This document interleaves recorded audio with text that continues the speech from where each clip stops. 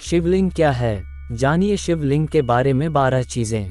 शिवलिंग एक ऊर्जा का स्वरूप है जिसमें एक या एक से ज्यादा चक्र मौजूद होते हैं। ज्यादातर ज्योतिर्लिंग में एक या दो चक्र प्रतिष्ठित हैं। ध्यानलिंग में सभी सातों चक्र परम तक प्रतिष्ठित हैं। शिवलिंग का मतलब, सद्गुरु कहते हैं, लिंग शब्द का मतलब है आकार। हम इसे आकार इसलिए कह रहे हैं क्योंकि जो अप्रकट है वो जब खुद को प्रकट करने लगता है, या दूसरे शब्दों में कहें तो जब सृष्टि की उत्पत्ति शुरू हुई तो जो सबसे पहला आकार इसने लिया था वो एक दीर्घवृत्ताकार था। एक पूर्ण दीर्घवृत्त या इलिप्स को हम एक लिंग कहते हैं। सृष्टि की शुरुआत हमेशा एक दीर्घवृत्त या एक लिंग के रूप में हुई और उसके बाद ये कई रूपों में प्रकट हुई। और हम अपने अनुभव से यह जानते हैं कि जब आप ध्यान की गहरी अवस्था में जाते हैं तो पूर्ण विलीन होने वाला बिंदु आने से पहले ऊर्जा एक बार फिर एक दीर्घवृत्त या एक लिंग का रूप ले लेती है। तो इस तरह से सबसे पहला आकार भी लिंग है और सबसे आखिरी आकार भी लिंग है। एक लिंग में ईश्वरत्व को स्थापित करना। जरूरी तकनीक से एक साधारण जगह, यहाँ तक कि एक पत्थर के टुकड़े को एक दिव्य जीवंतता में तब्दील किया जा सकता है। ये ईश्वरत्व को स्थापित करने की प्रक्रिया है। सद्गुरु कहते हैं, अगर आप मुझे कोई चीज, मान लीजिए कि एक कागज का टुकड़ा देते हैं तो मैं उसे अत्यधिक ऊर्जावान बनाकर आपको वापस दे सकता हूँ। अगर आप मेरे छूने से पहले और छूने के बाद इसे पकड़ेंगे तो आप दोनों के बीच का अंतर महसूस कर पाएंगे। लेकिन एक कागज इस ऊर्जा को बनाए नहीं रख सकता है। लेकिन अगर आप एक सही लिंग आकार बनाते हैं तो यह ऊर्जा का एक असीमित भंडारगृह बन जाता है। एक बार आप इसे प्रतिष्ठित कर देते हैं तो यह हमेशा वैसा ही रहेगा। 2. शिवलिंग का रहस्य क्या है? प्राण प्रतिष्ठा का अर्थ। सद्गुरु कहते हैं, प्रतिष्ठा का अर्थ है ईश्वरत्व को स्थापित करना।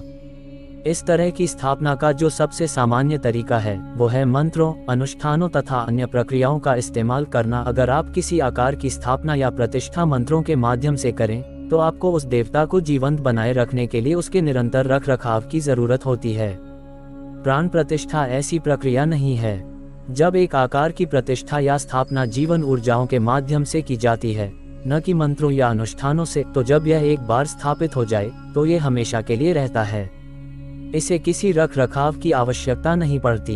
यही कारण है कि ध्यानलिंग में पूजा नहीं की जाती, क्योंकि इसे ऐसे रख रखाव की जरूरत नहीं है। इसे प्राण प्रतिष्ठा द्वारा स्थापित किया गया है और यह हमेशा ऐसा ही रहेगा। यहाँ तक कि अगर आप लिंग का पत्थर वाला हिस्सा हटा दें, ये फिर भी वैसा ही रहेगा। अगर पूरी दुनिया का अंत भी हो जाए तब भी यह वैसा ही रहेगा। 3. लिंग की रचना एक आत्मपरक, सब्जेक्टिव या भीतरी विज्ञान। सद्गुरु कहते हैं, लिंग को बनाने का विज्ञान एक अनुभव से जन्मा विज्ञान है जो हजारों सालों से यहाँ मौजूद है। परंतु पिछले 800 या 900 सालों में, खासतौर पर जब भारत में भक्ति आंदोलन की लहर फैली, तो मंदिर निर्माण का विज्ञान खो गया। एक भक्त के लिए अपनी भावनाओं से अधिक महत्वपूर्ण कुछ नहीं होता। उसका रास्ता भावनाओं का है। यह उसकी भावनाओं की ही ताकत होती है जिसके दम पर वह सब कुछ करता है। तो उन्होंने विज्ञान को किनारे रख दिया और मनचाहे तरीके से मंदिर बनाने लगे। आप जानते हैं, यह एक प्रेम संबंध होता है। एक भक्त जो चाहे कर सकता है। उसके लिए सब जायज है, क्योंकि उसके पास एक ही चीज है और वह है अपनी भावनाओं की ताकत। इसी वजह से लिंग बनाने का विज्ञान खत्म होने लगा, वरना यह एक बहुत गहन विज्ञान था। यह एक आत्मपरक विज्ञान या सब्जेक्टिव साइंस है और इसे कभी लिखा नहीं गया, क्योंकि लिखने से इसके गलत समझे जाने की पूरी संभावना थी। इस तरह से बिना किसी विज्ञान की जानकारी के अनेक लिंगों की स्थापना की गई। 4. शिवलिंग की उत्पत्ति कैसे हुई? चक्रों को दर्शाते हैं लिंग। सद्गुरु कहते हैं, चक्र ऊर्जा तंत्र में वे स्थान होते हैं जहां प्राण की नाड़ियां मिलती हैं और ऊर्जा का एक भंवर बनता है। वैसे तो शरीर में 114 चक्र होते हैं, लेकिन आमतौर पर जब हम चक्रों की बात करते हैं तो हम 7 महत्वपूर्ण चक्रों की ही बात करते हैं, जो कि जीवन के 7 आयामों को दर्शाते हैं। ये 7 महत्वपूर्ण ट्रैफिक जंक्शन की तरह हैं। इस समय भारत में अधिकतर लिंगों में केवल 1 या 2 चक्र ही स्थापित है। ईशा योग केंद्र में मौजूद ध्यानलिंग की खासियत यह है कि इसमें 7 चक्रों को अपने चरम तक ऊर्जावान बनाकर स्थापित किया गया है। यह ऊर्जा की सबसे उच्चतम संभव अभिव्यक्ति है। ये इस तरह से है कि अगर आप ऊर्जा को लेते हैं और उसे उसकी तीव्रता की चरम सीमा तक ले जाते हैं तो केवल एक निश्चित सीमा तक ये एक आकार को धारण कर सकती है, उसके बाद ये आकार छोड़ देती है। जब ये अपना आकार छोड़ देती है तो लोग इसे अनुभव नहीं कर पाते। ऊर्जा को उस बिंदु तक धकेलना कि जिसके बाद वो आकार छोड़ दे और ठीक तभी उसे एक निश्चित रूप दे देना, इस तरह से ध्यानलिंग की स्थापना प्रतिष्ठा की गई है। 5. पंचभूतों की साधना। सद्गुरु कहते हैं योग की सबसे बुनियादी साधना है भूत शुद्धि। पंचभूत प्रकृति के 5 तत्व हैं। अगर आप खुद को देखें तो आपका शरीर 5 तत्वों का बना हुआ है। ये हैं पृथ्वी, जल, अग्नि, वायु व आकाश। ये आपस में एक खास तरीके से मिलकर भौतिक शरीर के रूप में प्रकट होते हैं। आध्यात्मिक प्रक्रिया भौतिक प्रकृति और इन 5 तत्वों से परे जाने की प्रक्रिया है। इन तत्वों की उन सभी चीजों पर बहुत ही मजबूत पकड़ है जिन्हें आप अनुभव करते हैं। इनसे परे जाने के लिए योग का एक बुनियादी अभ्यास है जिसे भूत शुद्धि कहते हैं। हर एक तत्व के लिए एक खास तरह का अभ्यास है जिसे आप कर सकते हैं और उस तत्व के मुक्त हो सकते हैं। दक्षिण भारत में 5 भव्य मंदिरों की रचना की गई थी। हर एक मंदिर में एक लिंग स्थापित किया गया था जो 5 तत्वों में से एक तत्व को दर्शाता है। अगर आप जल तत्व के लिए साधना करना चाहते हैं तो आप तिरुवनंतपुरम जाएं। आकाश तत्व के लिए आप चिदंबरम जाएं। वायु तत्व के लिए कालाहस्ती, पृथ्वी तत्व के लिए कांचीपुरम और अग्नि तत्व की साधना करने के लिए आप तिरुवन्नामलाई जा सकते हैं। ये मंदिर पूजा के लिए नहीं, साधना के लिए बनाए गए थे। 6. शिवलिंग कितने हैं? 12 शिवलिंग ज्योतिर्लिंग। सद्गुरु कहते हैं भारतीय संस्कृति इस धरती की उन गिनी चुनी संस्कृतियों में से एक है जिसमें हजारों वर्षों से लोगों ने केवल मानव जाति के परम कल्याण पर ही ध्यान दिया है। जिस पल आपने भारत में जन्म लिया, आपकी जिंदगी का मतलब आपका कारोबार नहीं था, आपकी पत्नी या आपका परिवार नहीं था। जिंदगी का हर पहलू आपकी मुक्ति के बारे में ही था। पूरा का पूरा समाज इसी तरह बना हुआ था। इस सिलसिले में हमारी संस्कृति में कई शक्तिशाली साधन बनाए गए हैं। ज्योतिर्लिंग इसी दिशा में एक बहुत शक्तिशाली साधन के रूप में स्थापित किए गए थे। इन आकृतियों की मौजूदगी में होने से एक शक्तिशाली अनुभूति होती है। ज्योतिर्लिंगों में जबरदस्त शक्ति होती है क्योंकि उन्हें एक खास तरीके से बनाया गया है। इन्हें बनाने में न केवल मानव क्षमताओं का बल्कि प्राकृतिक शक्तियों का भी उपयोग किया गया। पूरी दुनिया में सिर्फ 12 ज्योतिर्लिंग हैं। भूगोल और खगोल शास्त्र की नज़र से वे महत्वपूर्ण स्थानों पर स्थित हैं। इन स्थानों पर एक तरह की शक्ति है। काफी समय पहले कुछ खास तरह की समझ रखने वाले लोगों ने इन स्थानों को बारीकी से जांचा और खगोलीय गतिविधि के आधार पर इन जगहों का चुनाव किया था। 7. ध्यानलिंग। जो लोग कभी ध्यान के अनुभव से नहीं गुजरे हैं, वे भी जब ध्यानलिंग मंडल में कुछ मिनट तक मौन होकर बैठते हैं तो वे ध्यान की गहरी अवस्था का अनुभव करते हैं। संस्कृत में ध्यान का अर्थ है मेडिटेशन और लिंग का अर्थ है आकार। सद्गुरु ने अपनी प्राण ऊर्जाओं का प्रयोग करके प्राण प्रतिष्ठा नामक एक दिव्य प्रक्रिया द्वारा लिंग को उसके चरम पर स्थापित किया है। इस प्रक्रिया में सभी 7 चक्रों शरीर में ऊर्जा के महत्वपूर्ण केंद्र को उनके चरम तक ऊर्जावान बनाकर स्थापित किया गया है, जिससे ध्यानलिंग ज्यादा विकसित प्राणी के ऊर्जा शरीर के जैसा बन गया है। इस ध्यान गर्भगृह में किसी भी तरह की पूजा या प्रार्थना करना जरूरी नहीं है और यहाँ सभी धर्मों को एक ही स्रोत से प्रकट हुए अलग अलग रूप माना जाता है। 8. महाकाल परम मुक्ति के दाता। सद्गुरु कहते हैं शिव का शाब्दिक अर्थ है वो जो नहीं है या कुछ नहीं। इन 2 शब्दों कुछ और नहीं को अलग करने वाला हाइफन का चिन्ह जरूरी है। पूरा अस्तित्व एक विशाल शून्यता खालीपन की गोद में ही घटित हुआ है। परमाणु और पूरे ब्रह्मांड का 99% से ज्यादा हिस्सा खाली है। एक शब्द काल समय और ब्रह्मांड दोनों के लिए इस्तेमाल किया जाता है और शिव का एक रूप काल भैरव भी है।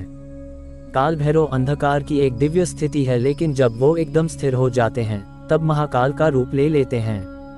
महाकाल समय का परम स्वरूप है। उज्जैन का महाकाल मंदिर एक जबरदस्त प्राण प्रतिष्ठित स्थान है। ये शक्तिशाली अभिव्यक्ति यकीनन कमजोर दिल वालों के लिए नहीं है। यह जबरदस्त शक्ति वाला स्थान उन सभी लोगों के लिए उपलब्ध है जो पूर्ण रूप से विसर्जित हो जाना चाहते हैं। जैसा कि हमें मालूम है, परम विसर्जन का मतलब है समय का नाश हो जाना। विश्व के किसी भी हिस्से में आध्यात्मिक प्रक्रिया का मतलब हमेशा भौतिकता से परे जाना ही रहा है, क्योंकि भौतिक चीजें चक्रों के अधीन हैं। इसलिए काल भैरव को अज्ञानता का नाश करने वाले के रूप में देखा जाता है, वे जो जीवन और मृत्यु, होने और न होने के बाध्यकारी चक्र को तोड़ देते हैं। 9. संसार के अन्य स्थानों पर लिंग। सद्गुरु कहते हैं ऐसा कोई आत्मज्ञानी नहीं है जिसने शिव के असीम आयाम या भौतिक प्रकृति से परे होने के बारे में बात न की हो। अंतर बस इतना है कि उन्होंने शायद अपने धर्म के संकेतों तथा भाषा का प्रयोग करके इसे अभिव्यक्त किया होगा। हालांकि पिछले 1500 सालों में दुनिया भर में धर्म का बहुत आक्रामक तरीके से प्रसार होने की वजह से अतीत की ज्यादातर महान संस्कृतियां जैसे प्राचीन मेसोपोटामिया की सभ्यता, मध्य एशियाई सभ्यताएं और उत्तरी अफ्रीकी सभ्यताएं गायब हो चुकी हैं। इसलिए ये अब बहुत ज़्यादा दिखाई नहीं देती, लेकिन अगर आप इतिहास में गहराई से देखें तो ये हर जगह मौजूद थी। तो कहीं न कहीं आध्यात्मिक विज्ञान हर संस्कृति में मौजूद हुआ करता था, लेकिन पिछले 1500 सालों में विश्व के अन्य हिस्सों में एक बड़े स्तर पर इनका पतन हुआ है। 10 अलग अलग तरह से बनते हैं लिंग। सद्गुरु कहते हैं वो लिंग जो प्राकृतिक तरीके से बने हैं उन्हें स्वयं निर्मित या स्वयंभू लिंग कहते हैं। जम्मू के उत्तरी क्षेत्र में अमरनाथ में एक गुफा है। इस गुफा के अंदर हर साल बर्फ का एक शिवलिंग बनता है। ये लिंग प्राकृतिक तरीके से स्टेलेगमाइट से बनता है, जो कि गुफा की छत से टपकता रहता है। ये देखना एकदम अद्भुत है कि गुफा के ऊपरी हिस्से से पानी की छोटी छोटी बूंदें गिर रही होती हैं और नीचे गिरते ही बर्फ बन जाती हैं। कुछ लिंग पत्थर, लकड़ी या मणि, रत्न को तराश कर बनाए गए होते हैं, जबकि दूसरे लिंग मिट्टी, बालू या किसी धातु से गढ़े होते हैं। ये प्रतिष्ठित लिंग होते हैं। कई लिंग धातु की एक परत से ढके होते हैं और उन्हें एक चेहरे की आकृति भी दी जाती है ताकि भक्त उनसे ज्यादा बेहतर तरीके से जुड़ सकें। इन्हें मुख्य लिंग कहते हैं। कुछ लिंग में तो शिव की पूरी छवि सतह पर तराशी हुई होती है। लिंग पौरुष और स्त्रैण ऊर्जा के मिलन को दर्शाते हैं। लिंग का आधार स्त्रैण को सूचित करता है, जिसे गौरीपीठम या आवुदयार कहते हैं।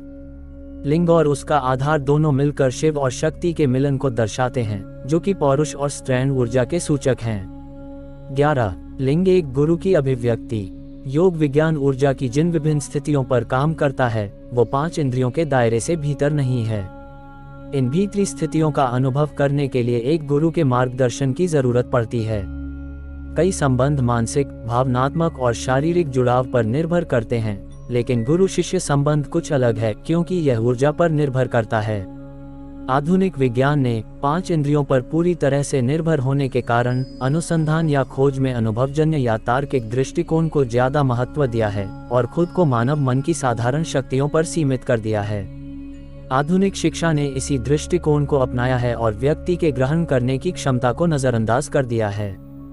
इस तरह के वातावरण में एक गुरु की ऐसी अंतर्दृष्टि रखने की क्षमता पर बहुत संदेह किया जाता है जो तार्किकता से परे हो। फिर भी पूरे इतिहास में ये देखा गया है कि जिज्ञासु सहज रूप से एक गुरु की तरफ खींचते हैं। आध्यात्मिक मार्गदर्शन की इच्छा को पूरा करने के लिए कुछ दूरदर्शी गुरुओं ने ऐसे ऊर्जा स्थानों का निर्माण किया है जो एक गुरु की उपस्थिति और उसकी ऊर्जा जैसा ही हैं। ध्यान लिंग एक गुरु की परम अभिव्यक्ति है। ये यौगिक विज्ञान का प्रतिष्ठित सार है जो भीतरी ऊर्जा को उसके चरम पर अभिव्यक्त करता है।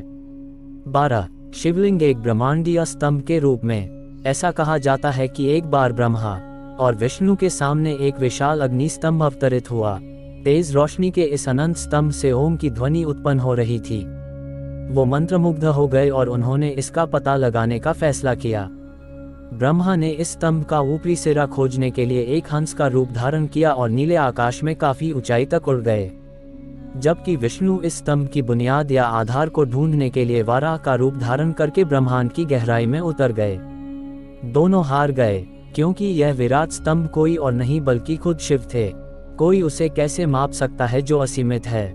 जब विष्णु वापस लौटे तब उन्होंने अपनी हार मान ली, जबकि ब्रह्मा हार स्वीकार नहीं करना चाह रहे थे और उन्होंने ये दावा किया कि उन्होंने इस स्तंभ का शिखर ढूंढ लिया। प्रमाण के तौर पर उन्होंने एक सफेद केतकी का फूल दिखाया और दावा किया कि ये उन्हें ऊपर शिखर पर मिला। जैसे ही यह झूठ बोला गया, शिव आदियोगी सबसे पहले योगी के रूप में प्रकट हो गए। ये दोनों भगवान विष्णु और ब्रह्मा उनके पैरों पर गिर पड़े। ब्रह्मा के इस झूठ के लिए शिव ने ये घोषित किया कि वो पूजा किए जाने के सौभाग्य से वंचित रहेंगे। इस फूल ने ब्रह्मा के इस अपराध में साथी बनने की वजह से अपना सम्मान खो दिया। आदियोगी ने इसके बाद इसे अर्पण भेंट के रूप में स्वीकार करने से मना कर दिया। हालांकि महाशिवरात्रि की पावन रात्रि के लिए एक अपवाद है। इस दिन वर्ष की सबसे ज्यादा अंधेरी रात महाशिवरात्रि की रात में केतकी के सफेद फूल को पूजा के लिए अर्पण किया जाता है। इस रात को असीम आध्यात्मिक संभावनाओं की रात माना जाता है। आशा करते हैं ये जानकारी आपको अच्छी लगी होगी। हर हर महादेव। ओम नमः शिवाय।